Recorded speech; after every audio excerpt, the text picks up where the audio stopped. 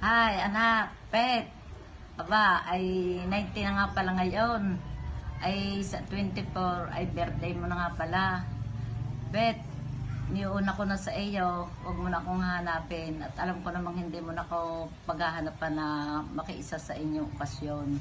Pero ang ipinapaalam ko sa iyo ay kung ang mga nariyan sa okasyong yan ay puro kay binabati at nagpapasalamat at sinapit sa sagayang kaarawan, ako ay laging hindi sa kaarawan mo lang ako nakakaalaala ng pagpapasalamat na pinagkakaloob ng Diyos na mabuting kondisyon ng katawan mo, kundi araw-araw at lalo na sa gabi bago tumulog kay iniisa-isa ko at lalo na ikaw at pati na ang iyong negosyo ay aking idinadalangin. At ako'y nagpapasalamat sa iyo, anak ko, sa iyong ginagawang pag-aalaala sa amin ng iyong tatay.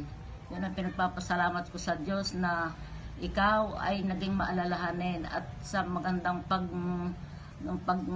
ginagawa mo sa amin, pati mga kapatid mo ay katulad mo rin na maalalahanin. Kaya ako'y nagagalak na alam kong kahit pa ako'y tumanda pa kay Sarito sa katandaan kong ito, alam kong kami hindi nyo pababayaan.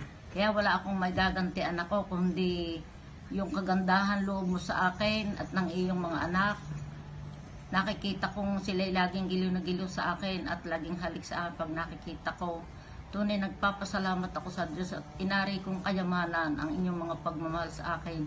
Kaya naman pinasalamatan ko ang Diyos sa pinagkakaloob na yan sa atin, hindi ang yaman at karangyaan, kundi yung mahusay natin pagsasamahan, pati na kayong magkakapatid. Kaya ang masasabi ko, Pet, wala akong maigaganti, kundi yung mataas laging panalangin sa inyong lahat, lalo na sa iyo at sa iyong asawa, sa aking manugang na mabait. Siya, maraming salamat. Bye-bye.